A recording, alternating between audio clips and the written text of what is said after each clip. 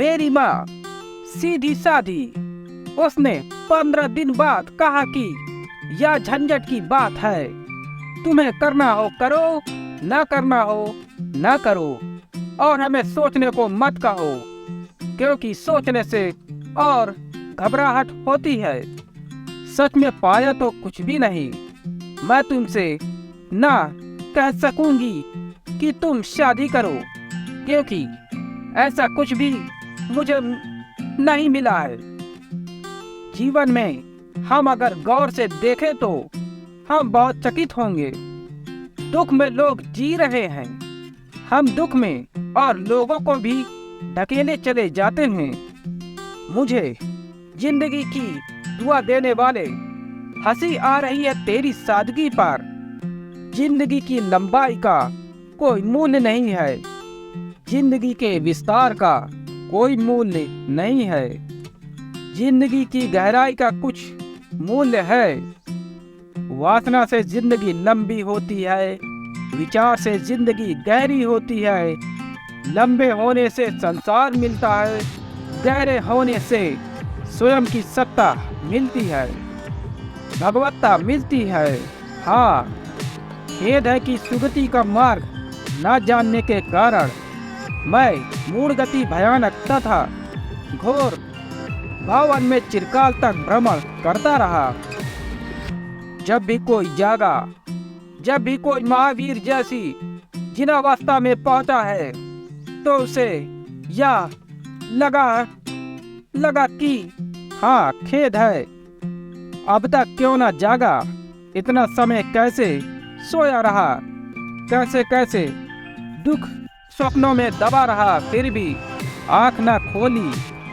हाँ, खेद है कि सुगति का मार्ग न जानने के कारण मैं मूढ़ गति भयानक तथा घोर भावन में चिरकाल तक भ्रमण करता रहा। यही भ्रमण और ब्राह्मण संस्कृति के बुनियादी भेद साफ होते हैं। ब्राह्मण संस्कृति कहती है राम अवतरित हुए, कृष्ण अवतरित हुए, वे भगवान के अवतार हैं। ऊपर से नीचे आए वे मनुष्य नहीं है, वे भगवान है। महावीर ऊपर से नीचे आए, नीचे से ऊपर आए, वे उसी जगह से गुजरे जहाँ से तुम गुजर रहे हो। उन्होंने वही दुख भोगे जो तुमने भोगे, उन्होंने वही पीड़ाएं जानी जो तुमने जानी है। तुम उनके लिए अपरिचित नहीं हो। तुम्हारा जो वर्तमान है वह उनका अतीत था, और उनका जो वर्तमान है वह तुम्हारा भविष्य है। उनकी कड़ी तुमसे जुड़ी है। इसलिए अगर जैन तीर्थंकरों की भाषा मनुष्य के हृदय के बहुत करीब है, और जैन तीर्थंकरों और मनुष्यों के बीच कोई खाई खंडक नहीं है, तो कारण साफ है। जैन तीर्थंकर उसी जगह से आए जहाँ से तुम गुजर रहे हो। तुम्हारे दुख उन्होंने जाने हैं, तुम्हारे कष्ट उन्होंने जाने हैं, तुम्हारा अनुभव उनका अनुभव भी है। इसलिए जब कृष्ण कुछ कहते हैं तो अर्जुन और कृष्ण की बातचीत में बड़ा अंतराल है। ऐसा लगता है कृष्ण किसी और ही जगत की कह रहे हैं, अर्जुन किसी और ही जगत की कह रहे हैं, जैसे संवाद हो ही नहीं पाता। राम का महिमापूर्ण चरित्र, लेकिन उसमें महिमापूर्ण कुछ भी नहीं है, क्योंकि वह ईश्वर का चरित्र है। लेकिन महावीर का चरित्र महिमापूर्ण है, क्योंकि वह मनुष्य का चरित्र है। राम भगवान से मनुष्य हो रहे हैं। उन्हें मनुष्यों का क्या पता, कुछ भी पता नहीं है। महावीर मनुष्य से भगवान हुए। उन्हें मनुष्यों का रत्ती रत्ती पता है, उसका दुख, उसकी पीड़ा, उसका संकट, उसकी मूर्ता, अज्ञान, भ्रांतियां, माया मोह, उसका भटकना उन्हें पूरी तरह पता है, इसलिए महावीर के वचनों की एक वैज्ञानिकता है। कृष्ण के वचनों में एक दार्शनिकता है। बड़ी ऊंची हवाई बातें हैं, आकाश की बातें हैं, लेकिन महावीर के पैर जमीन में अड़े हैं। उनका सिर आकाश में उठा है, लेकिन पैर उनके जमीन पर हैं। बड़ा यथार्थ, बड़ा अनुभवगम्य मार्ग है। इसलिए महावीर के वचनों में रहस्यवाद नहीं है। वे कोई मिस्टिक नहीं है। वे किसी धुंधले लोक की, किसी अवकाश की बात नहीं कर रहे हैं। वे तुम्हारी बात कर रहे हैं, और जब वे तुमसे बात कर रहे हैं तो उनके मन में ऐसा भाव नहीं है कि तुम क्षुद्र। वे जानते हैं कि वे भी यही थे। वे चकित होते हैं तुम पर, लेकिन तुम पर क्रोधित नहीं है। यह समझने जैसी बात है। उनके मन में तुम्हारी निंदा नहीं है, करुणा है, गहन करुणा है। आश्चर्य से भरे हैं, लेकिन उस आश्चर्य में तुम पर ही आश्चर्य नहीं है, स्वयं पर ही आश्चर्य है। इसलिए तत्क्षण जैसे ही उन्होंने कहा कि अहो, संसार में दुख ही दुख है, फिर भी जीव क्लेश पा रहे हैं, उसके बाद ही वे कहते हैं, हाँ, खेद है कि सुगति का मार्ग न जानने के कारण मैं मूढ़ गति भयानक तथा घोर भाव वन में चिरकाल तक भ्रमण करता रहा। वे नहीं कर रहे हैं कि तुमसे मैं कुछ ऊपर हूँ, पवित्र हूँ, श्रेष्ठ हूँ। मैं तुम में से हूँ। मैं तुम्हारी ही भीड़ से आया हूँ। मैं अपरिचित अनजान नहीं हूँ। मैं कोई परदेशी नहीं। मैं तुम्हारे ही देश का वासी हूँ, और जो तुम भोग रहे हो वह मैंने भी भोगा है। तुम्हारी मूर्ता मेरी भी मूर्ता है, तुम्हारा अज्ञान मेरा भी अज्ञान है। सुगति का मार्ग न जानने के कारण सुगति का मार्ग है ध्यान, विवेक, विचार, जागरूकता, अमूर्छा, अप्रमाद। न जानने के कारण रोती है शबनम कली, दिल तंग है, गुल सीना चाक। क्या इसी मजमुआए गम का गुलिस्ता नाम है? रोती है शबनम, आंसू है शबनम में, आंसू ही शबनम है। कली दिल तंग है, कली सुगड़ी है, अपने में दिल खुल नहीं पाती। कली दिल तंग है, गुल सीना चाक। फूल का हृदय टूट गया है, पंखुड़ियाँ बिखरी जा रही है। क्या इसी मजमुआए गम का गुलिस्ता नाम है? क्या इसी को गुलिस्ता कहे? यहाँ जन्म भी दुख है, जहाँ जीवन भी दुख है, जहाँ मृत्यु भी दुख है, जहाँ दुख के बाद दूसरे दुख की श्रृंखला है। इसको जीवन कहे, गुलिस्ता कहे, नहीं। इसमें जीवन जैसा कुछ भी नहीं है। एक गहन स्वप्न है। स्वप्न भी मधुर नहीं, स्वप्न भी दुख स्वप्न है, नाइटमेयर। लेकिन महावीर कहते हैं, क्या करो, अनंत जन्म ऐसे गए क्योंकि सुगति का कोई मार्ग पता ना था। थोड़ा सोचो, सुगति का मार्ग पता ना था? क्या ऐसे लोग ना थे जो सुगति का मार्ग बता रहे थे? महावीर के पहले जैनों के भी 23 तीर्थकर हो गए। महिमावान पुरुष हुए, सुगति का मार्ग तो था, बताने वाले थे। सुना नहीं महावीर ने, उसी लिए आज रोते हैं। सुगति का मार्ग तो था, लेकिन उस पर चले नहीं, क्योंकि यह मार्ग कुछ ऐसा है कि चलने से ही बनता है। यह कोई बना बनाया मार्ग नहीं है। कोई भी कोई PWD नहीं है, कहीं आकाश में की रास्ते बनाती है कि तुम बस रास्ते तैयार रास्ते हैं, चल पड़ो बस। जब मौज आ जाए निकाल लो गैरेज से अपनी गाड़ी और चल पड़ो। नहीं बने बनाए रास्ते नहीं है, रास्ता चल चल कर बनता है। पगडंडियों जैसा है राजपथ नहीं, चलते हो उतना ही बनता है। सुनो उनकी जिन्होंने पाया हो, गुनो उनकी जिन्होंने पाया हो, पियो उनको जिन्होंने पाया हो। फिर थोड़ा सा जो तुम्हारे गले में घूट उतर जाए उसको सिर्फ ज्ञान बनाकर मत रह जाना, उसको पचाओ। पचाने का अर्थ है चलो जो तुमने सुना और समझा थोड़ा उसका जीवन में प्रयोग करो, उतना रास्ता बनता है। और एकदम उठता है तो दूसरे कदम के लिए सुविधा बनती है, दूसरा कदम उठता है तो तीसरे कदम की सुविधा बनती है। और एक एक कदम से आदमी हजारों मील की यात्रा कर जाता है। हाँ, खेद है कि सुगति का मार्ग न जानने के कारण मैं मूड गति भयानक तथा वो भवन में चिरकाल तक भ्रमण करता रहा। जो जीव मिथ्यात्व से ग्रस्त हो गया उसकी दृष्टि विपरीत हो जाती है, उसे धर्म भी रुचिकर नहीं लगता। जैसे ज्वरग्रस्त मनुष्य को मीठा रस भी अच्छा नहीं लगता।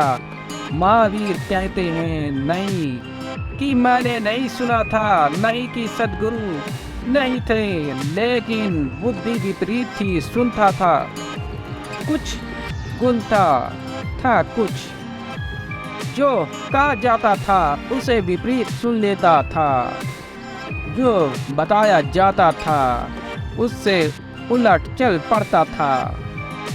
एक वकील के दफ्तर में ऐसे घटा, एक बहुत बड़े वकील अपने दफ्तर में कार्य करने वाले लड़के को सुधारने की कोशिश कर रहे थे। एक दिन लड़का अपनी टोपी उछालते हुए कमरे में आया और बोला, मिश्रा जी आज एक बहुत अच्छा नाटक हो रहा है और मैं वहाँ जाना चाहता हूँ। मिश्रा जी भी चाहते थे कि लड़का नाटक देखने पर उसे कुछ तमीज सिखाने के ख्याल से उन्होंने कहा, छोटे तुमने पूछने का यह कोई तरीका है? टोपी उछालते हुए चले आ रहे हो दफ्तर में, या कोई ढंग है? तुम मेरी कुर्सी पर बैठो, मैं तुम्हें सही तरीका सिखाता हूँ। लड़का कुर्सी पर बैठ गया और वकील साहब कमरे के बाहर चले गए। फिर उन्होंने अंदर आने के लिए धीरे से दरवाजा खोला और कहा, साहब आज दोपहर को एक बहुत अच्छा नाटक हो रहा है, यदि आप मुझे छुट्टी दे दे तो मैं उसे देखाऊं। क्यों नहीं, कुर्सी पर बैठे लड़के ने कहा। और छोटे ये लो टिकट के 5 रुपए। बड़ा मुश्किल है सिखाना, क्योंकि जिसे तुम सिखाने चले हो वह पहले से ही सीखा बैठा हुआ है। इस संसार में शिष्य खोजना बड़ा मुश्किल है, क्योंकि शिष्य पहले से ही गुरु बना बैठा है। लोग जानते ही हैं। उसी जानकारी के कारण अगर कोई जानने वाला भी मिल जाए तो उससे चूक जाते हैं। मेरे पास लोग आते हैं, वे कहते हैं हमारे शास्त्र में तो ऐसा लिखा है और आपने ऐसा कहा। तो मैं उनसे कहता हूँ कि तुम्हें शास्त्र ठीक लगता हो तो उस पर चलो, तुम्हें मैं ठीक लगता हूँ मुझ पर चलो। कृपया करके इस झंझट में तो ना पड़ो कि शास्त्र ठीक है कि मैं ठीक, क्योंकि ठीक का पता सोच विचार से ना चलेगा, चलने से चलेगा। मैंने तुमसे कहा पूर्व से जाओ तो नदी पहुंच जाओगे, कोई तुमसे कहता पश्चिम से जाओ तो नदी पहुंच जाओगी। तो मैं कहता हूँ कैसे तय करोगे? यहीं खड़े खड़े कौन ठीक कहता है, चलो जिस पर तुम्हें भरोसा हो, शास्त्र पर भरोसा हो चलो। अगर नदी ना मिले तो हिम्मत रखना स्वीकार करने की शास्त्र गलत। अगर मेरी बात मानकर चलो और नदी ना मिले तो हिम्मत रखना यह बात स्वीकार करने की कि जिसको गुरु समझा था वह गलत था। फिर ऐसा मत करना कि जब एक दफा मान लिया किसी की बात को कि पूरब में नदी है, तो अब चाहे पूरब में नदी मिले या ना मिले, चाहे जन्म जन्म भटक जाए, लेकिन हम पूरब में ही खोजेंगे, क्योंकि मान लिया सो मान लिया। ऐसी हट ग्राहिता से कुछ अर्थ नहीं है। लोग मान बैठे हैं, चले भी नहीं, कभी प्रयोग करके भी नहीं देखा। सैद्धांतिक बकवास लोगों के मन में गूंजती रहती है। उसके कारण अगर कोई जताने वाला भी मिल जाए, कोई जगाने वाला भी मिल जाए, कोई तुम्हारी ज्योति को थोड़ा सहारा भी देने वाला मिल जाए, तो तुम उसे सहारा नहीं देने देते। तुम कहते हो ठहरो, हमारी मान्यता के विपरीत तो नहीं। कुछ मान्यताओं को क्या संपत्ति समझे हुए हो, तो फिर तुम न सीख पाओगे। तो महावीर कहते हैं, जो जीव मिथ्यात्व से ग्रस्त होता है उसकी दृष्टि विपरीत हो जाती है। नहीं कि सद पुरुष न थे, नहीं कि ज्योतिर्मय पुरुष न थे, लेकिन कहते हैं मैं मूढ़ मति जो उन्होंने कहा उससे उलट समझा। जो उन्होंने बताया वह तो सुना ही ना, कुछ और सुन लिया। जो उन्होंने कहा वह तो कभी किया ना, उसे सैद्धांतिक बोझ बना लिया।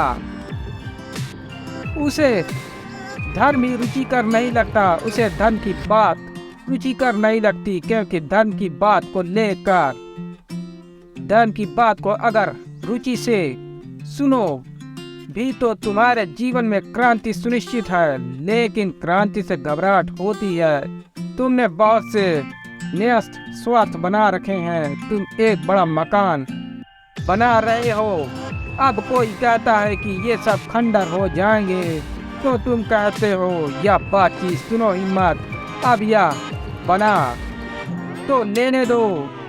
अभी अगर यह बीच में बात सुन ली तो यह बनाने का जो उपक्रम चल रहा है बंद हो जाएगा। मेरी एक मित्र के साथ इंदौर के पास मांडू में मैं मेहमान था।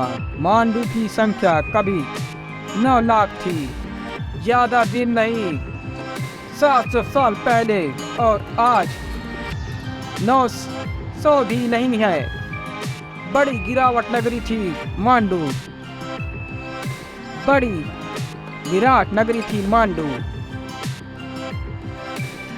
मांडवगढ़ उसका नाम था। जब बस्ती सिकुड़ गई तो मांडवगढ़ मांडू हो गया। हो ही जाना चाहिए। मांडवगढ़ अब कहने का कोई मतलब नहीं है। इतनी बड़ी मस्जिदें हैं, उनके खंडर हैं जहाँ 10-10 हजार लोग इकट्ठे नमाज पढ़ सकते थे। इतनी बड़ी धर्मशालाएं हैं कि जहाँ 10-10 हजार लोग इकट्ठे उतर सकते थे। मांडो बड़ी नगरी थी, उस जमाने की बंबई थी, क्योंकि ऊँटों का सारा आवागमन था और मांडू मध्य में था। सारा मुल्क मांडू से गुजरता था।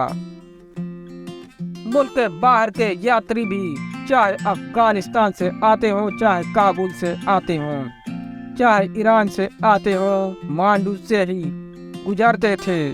तो हजारों यात्री बने रहते थे। सैकड़ों मस्जिदें थी, सैकड़ों मंदिर थे, सैकड़ों धर्मशालाएं थी। ऊँटों के ठहरने के लिए इतने बड़े बड़े स्थान थे कि हजारों ऊँट इकट्ठे ठहर सके। फिर अचानक सब खो गया। आज मांडू में 900 आदमी हैं, खंडर पड़े हैं, विशाल खंडर हैं, बड़े महल हैं, मीलों तक विस्तार है। जिन मित्र के साथ मैं ठहरा था वे इंदौर में एक बड़ा मकान बना रहे थे।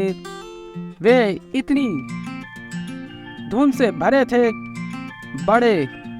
अपने बड़े मकान की कि सुबह उठे तो उसकी बात करे, नए नए विचार, नई नई तरंगे की ऐसा कर लेंगे तो स्विमिंग पूल कैसा बनाना, कौन सा पत्थर लगाना, रात सोते सोते भी वे वही बात करते। सुबह उठकर भी 2-3 दिन के बाद मैंने उनसे कहा कि तुम जरा मांडू भी तो देखो। कहने लगे, क्या देखना मांडू में? मैंने कहा, जरा चारों तरफ नजर भी तो फैलाओ, कितने बड़े महल थे सब खंडर हो गए। उन्होंने कहा, रहने दो बाबा, पहले मुझे मकान तो बना लेने दो, जब खंडर होगा तब होगा, अभी मत छेड़ो बीच में यह बात। वे मुझसे उस दिन बोले कि कभी कभी तुम्हारे साथ होकर डर लगता है, हो तो जाने दो पहले मकान पूरा। तुम अभी से खंडर की बात करने लगे, अब शगुन तो मत करो, कोई शुभ कार्य में ऐसी बात तो नहीं करनी चाहिए। वे घबरा गए। स्वभाव था कोई महल बना रहा हो, उसको तुम खंडर की बात बताओ, नाराज होगा, समझ में भी आ जाए। समझ में क्यों ना आएगा, समझने की क्या अड़चन है इसमें? इतना फैलाव पड़ा है, इतने खंडर हो गए मकान, तुम्हारा मकान भी खंडर हो ही जाएगा। तुम बना बना कर मर जाओगे, मिट जाओगे, तुम अपने को गवा दोगे ईंटें रखने में, फिर पछताओगे। लेकिन तुम्हारे आदमी के न्यस्त स्वार्थ हैं, इसलिए महावीर कहते हैं, मिच्छतम वेदंतो जीवो विवरी दसड़ो होई नाया दम रोचो हूँ मौरम पी रसम जय जरीदो। जैसे ज्वरग्रस्त आदमी को मीठा रस भी मीठा नहीं मालूम पड़ता, ऐसे वासना के ज्वर से भरे व्यक्ति को धर्म की बात भी सुनाई नहीं पड़ती, उल्टी सुनाई पड़ती है। एक छोटा बच्चा एक बगीचे में आम तोड़ता हुआ पकड़ा गया, माली ने उसे पकड़ा, पुलिस थाने ले गया। लड़का भोला भाला था, भोला भालापन देखकर दरोगा ने कहा, बेटे तुम्हें बुरे लोगों से बचना चाहिए। उस लड़के ने कहा, अजी मैंने तो माली से बचने की बहुत कोशिश की, पर उसने मुझे पकड़ ही लिया। दरोगा कह रहा है, बुरा संगत से बचो ताकि चोरी ना सीखो। लड़का सुन रहा है कि यह माली बुरा आदमी है, मैं तो भागने की कोशिश कर ही रहा था, इससे बचने की कोशिश कर ही रहा था, फिर भी इसने पकड़ लिया।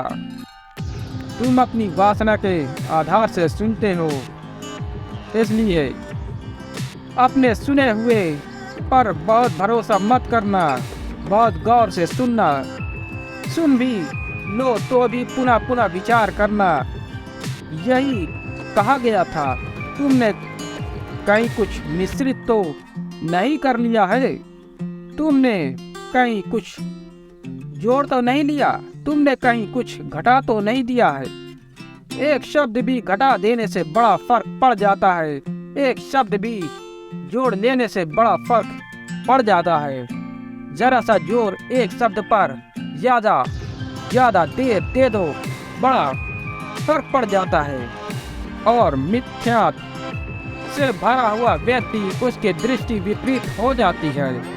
मिथ्यात महावीर का विशेष शब्द है, जैसे माया शंकर का, ऐसे मिथ्यात महावीर का। मिथ्यात बड़ा बहुमूल्य शब्द है, इसका अर्थ समझना चाहिए। मिथ्यात का अर्थ है जैसा है उसको वैसा ना देखना, जैसा है उसको वैसा देख लेना। सम्य तत्व जैसा है उसको वैसा ना देखना, मिथ्यात कुछ को कुछ देख लेना।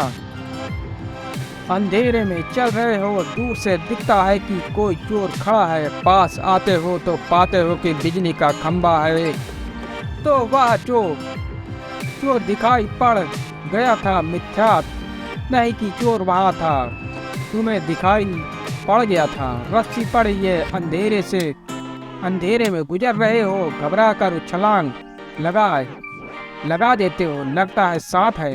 रोशनी लाते हो, देखते हो कोई सांप नहीं। रस्सी पड़ी है, रस्सी सांप जैसी दिखाई कैसे पड़ गई तुम्हारे भीतर के भय ने, लगता है सांप निर्मित कर लिया है। रस्सी मिलती जुलती है सांप से थोड़ी, सांप जैसी लहरें लिए पड़ी है। उस मिलते जुलतेपन के कारण तुम्हारे भीतर के भय का तूफान उठ गया। आंधी उठ गई और तुम्हारे भय ने सांप देख लिया। इतना ही समझो कि तुम्हारे भीतर सांप का भय पड़ा हुआ है। रस्सी में सांप दिख गया क्योंकि तुम्हारे भीतर सांप का भय पड़ा हुआ है। तुम थोड़ा सोचो, ऐसा कोई आदमी जिसने सांप कभी देखा ही ना हो या सुना ही ना हो, क्या वह आदमी भी इस रस्सी में सांप देख सकेगा? कैसे देखेगा? असंभव। एक मनोवैज्ञानिक प्रयोग कर रहा था। वह अपने विद्यार्थियों को ले गया काशी के मंदिर में, विश्वनाथ के मंदिर में। शंकर जी की पिंडी के पास वह अपना हैट रख आया और दरवाजे पर उसने खड़े होकर शिष्यों को पूछा कि क्या है, शंकर जी की पिंडी के पास क्या रखा है। उन सब ने गौर से देखा और सब ने कहा कि शंकर जी का घंटा, क्योंकि हैट और शंकर जी का संबंध ही नहीं जुड़ता। तो वह जो हैट था घंटे जैसा दिखाई पड़ने लगा। तुमने कभी देखा आकाश में बादल बनते हैं, तुम जो देखना चाहते हो देख लेते हो। कभी कभी वर्षा की बूंदें दिवाली पर चित्र अंकित कर जाती है। तुम जो देखना चाहते हो देख लेते हो। वह कुछ भी नहीं है। कभी कभी चेहरा दिखाई पड़ता है, दीवार पर पानी की रेखाएं बह गई है। वहाँ कुछ भी नहीं है, लेकिन तुम आरोपित कर लेते हो। मिथ्यात्व का अर्थ है जो नहीं है वह तुमने देख लिया और जो था उससे तुम चूक गए। जब तुम उसे देख लोगे जो नहीं है तो उससे तुम चूक ही जाओगे। जो है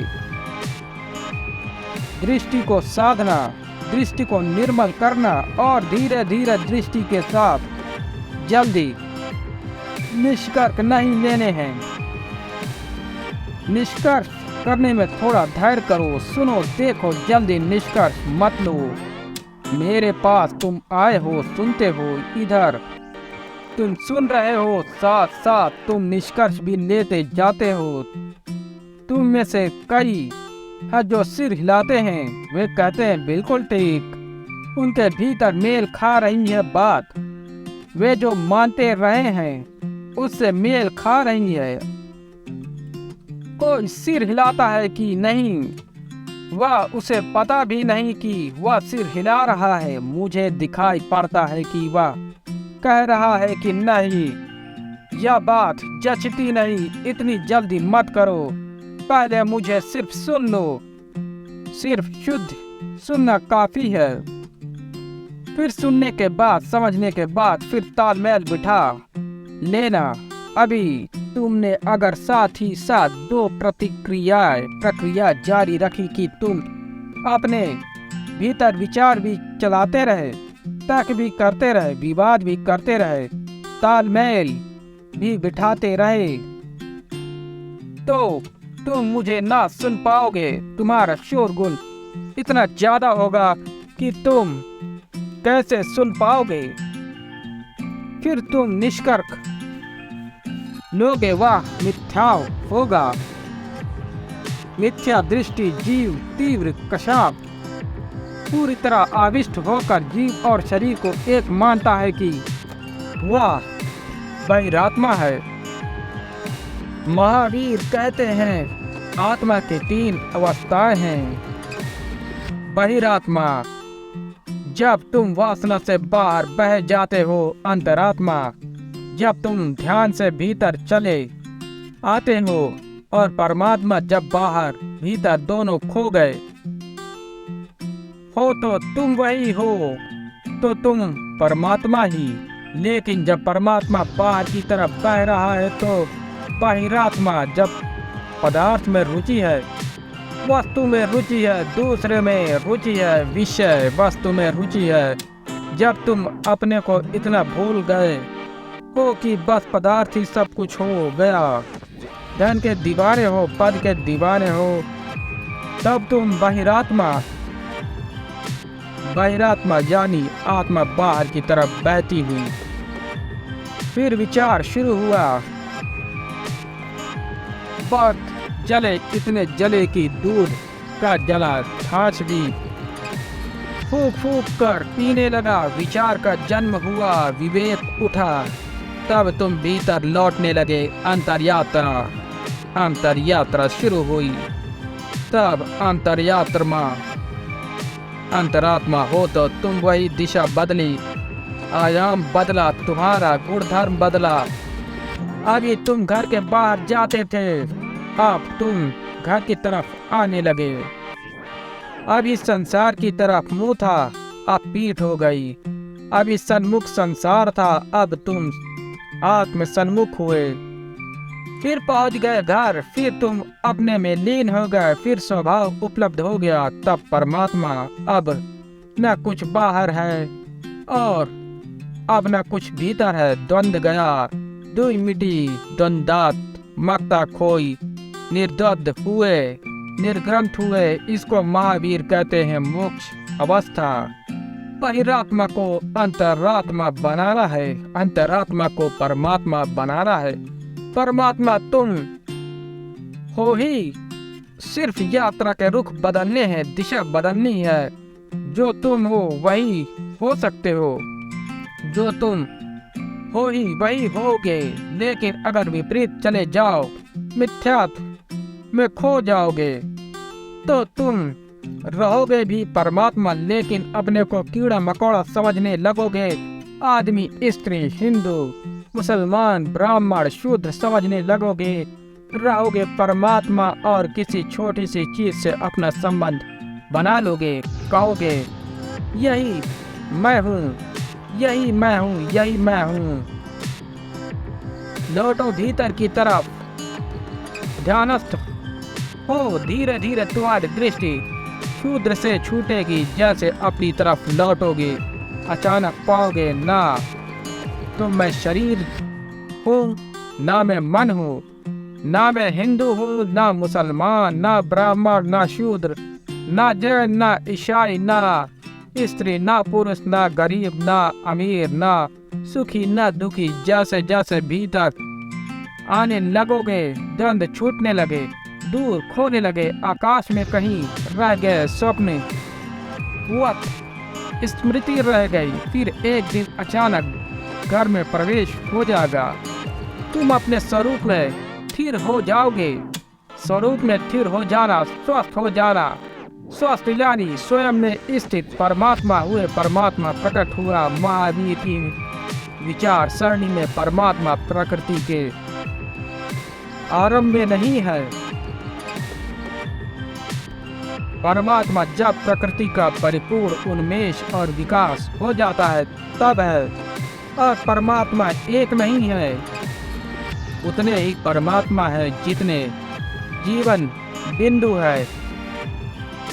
अगर बिंदु सागर हो जाता है, उतने ही सागर है जितने बिंदु हैं। इसलिए परमात्मा महावीर ही दृष्टि में कोई तानाशाही की धारणा नहीं है, बड़ी लोकतांत्रिक धारणा है। प्रत्येक व्यक्ति परमात्मा है, प्रत्येक व्यक्ति की नियति परमात्मा है, स्वभाव परमात्मा है।